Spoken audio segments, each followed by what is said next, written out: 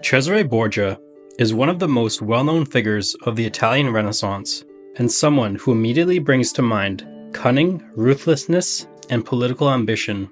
His infamous deeds even became the inspiration behind the classic The Prince by Niccolò Machiavelli.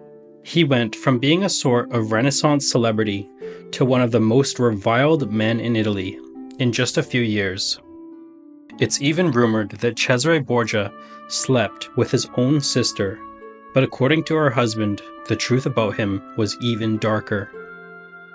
Seeing as he would lead a very scandalous life, it is fitting that Cesare Borgia had a scandalous beginning. He was born in 1475 in the town of Subiaco, then part of the Papal States.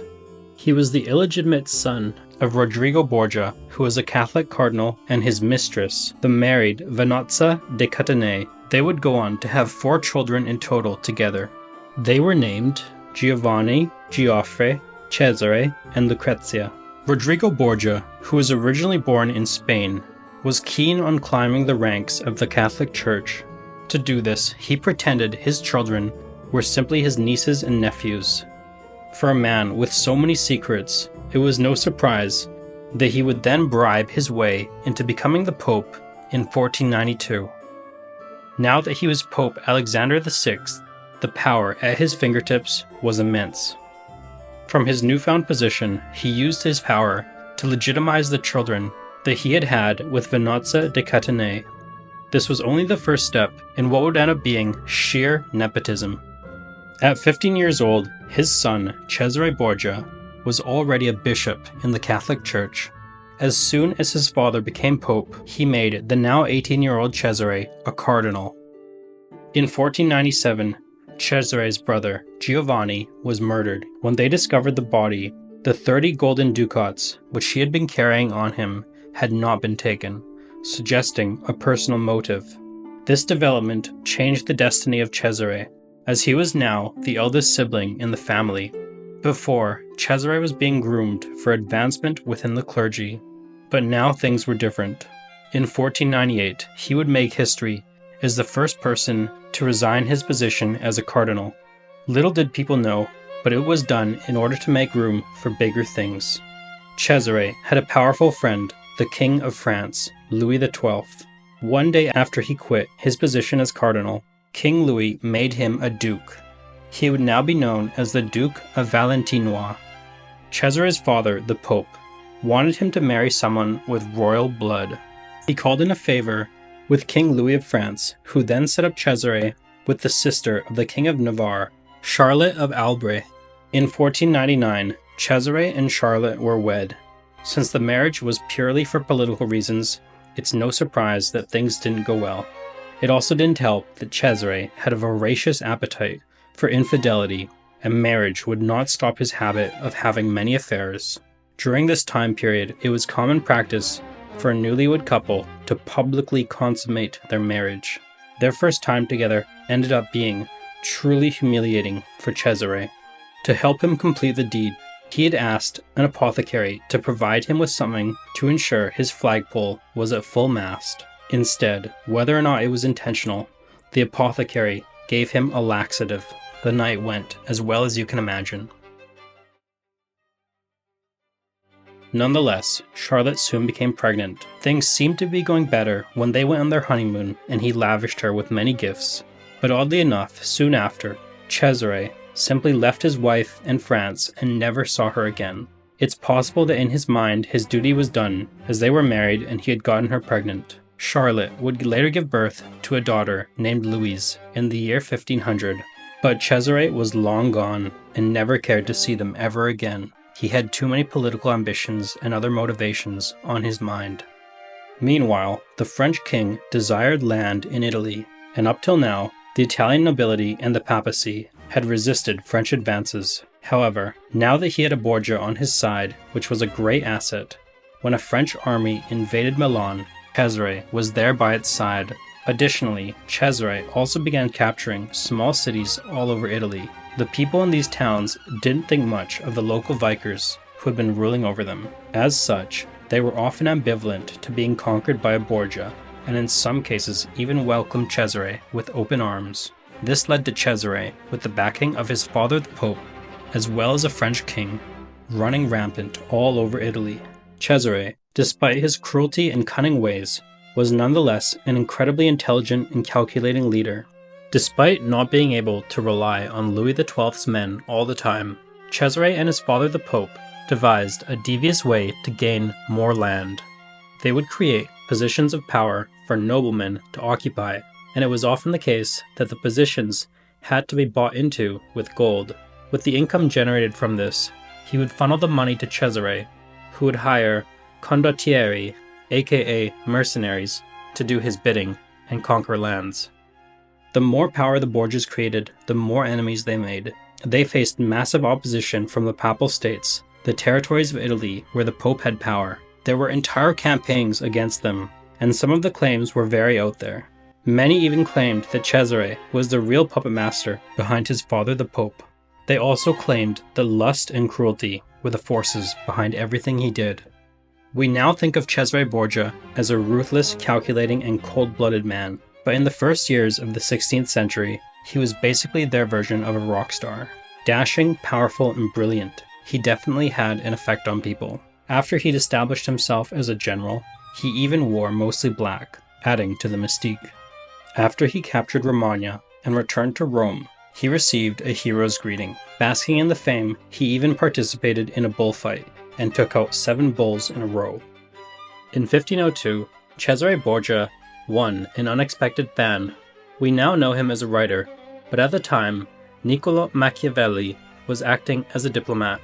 After observing how he worked, Machiavelli recounted the violent methods that Cesare used to depose the ruling classes, particularly in Romagna, where he became duke. Machiavelli wrote about him with both reverence and fear.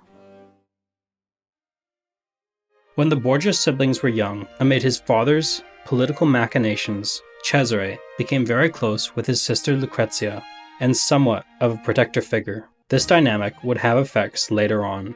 In one case, when their father was trying to marry off Lucrezia to a man for political reasons, Cesare intervened by warning the man about it. He then fled. In another instance, a rumor abounded that Lucrezia had become involved with a man named Pirato, and he had accidentally gotten her pregnant. This was problematic, as for Lucrezia to be married, she had to be a virgin. Cesare came up with a plan to solve the situation. When the baby was born, the Borgias introduced it as Cesare's own child from a liaison before his marriage. As well, darkly enough, Pirato's body was soon discovered floating in the Tiber. Many believed that Cesare had been behind this, and it wouldn't be the first time that he was accused of such transgressions. Another occasion involved Cesare, Lucrezia, and Lucrezia's second husband. Her new husband, Alfonso of Aragon, had been married to her for 2 years. Things had been fine until he eventually came on the wrong side of Cesare's political advances. An assassination attempt occurred and failed. While he was recovering, a mercenary entered his quarters and finished the job. The mercenary just so happened to be an old friend and confidant of Cesare. These incidents and rumors greatly darkened Cesare's reputation. While before he had been known for his bravery and intelligence, people now considered him cruel and ruthless. However, it is unlikely that he cared much. With his father advancing in age, he continued on the path of acquiring as much power and land as possible, as once his papal connection was gone, he'd be on his own. As Cesare continued on his trail of conquests, he left a trail of enemies in his wake. A number of his own men grew to fear him and began a plot against him. Cesare, ever cunning and smart, found out about the plan. He reached out to them and, lying, assured them he harbored no ill will. Pacified, the men continued conquering. Once inside a newly captured town, Cesare's own trusted forces encircled the plotters and had them all garroted. Very few people trusted Cesare before this incident, but afterwards no one would. In 1503, during a sumptuous feast with the Pope, Cesare, and one of their cardinals, all 3 of them fell ill shortly after. Rumors of poisoning abounded. His father, the Pope, would perish, and when Cesare heard this, instead of responding in grief or shock, he immediately had his men sack the papal residence and take anything of value. With the Pope gone, Cesare's position was uncertain. The new Pope, however, supported him. This was good until the new Pope swiftly died. The Pope following him ended up being one of Cesare's worst enemies, Giuliano della Rovere. He would be named Pope Julius II. Pope Julius offered Cesare an olive branch and said he supported Cesare's continuing rule in Romagna. However, it was only a ruse. Within days, he betrayed Cesare, and he was forced to flee Rome in a rage. Soon enough, though, he was captured and placed under arrest. The Pope demanded that he give up many of his castles and possessions. Cesare relented. As a result, he was allowed to travel to Ostia under supervision. Once again, Cesare attempted to flee and was promptly captured once more. This time, they decided that as punishment, he would be sent to his family's homeland, Spain. Once he arrived in Spain, instead of being welcomed as a returning hero, he would face an even harsher imprisonment. From his cell in a Spanish fortress, Cesare made a daring escape attempt. He somehow acquired a rope and decided to use it to clamber out of the tower he was imprisoned in. While he was lowering himself down, guards found him and cut the rope from above. Cesare fell to the ground and was badly injured, yet somehow he managed to escape, and Cesare was free for the first time in nearly 2 years. He now fled to one of the few allies he had left, his estranged wife's brother, King John III of Navarre. King John desperately needed help defending Navarre. Cesare quickly dusted off his armor and recaptured some of the regions that John had lost.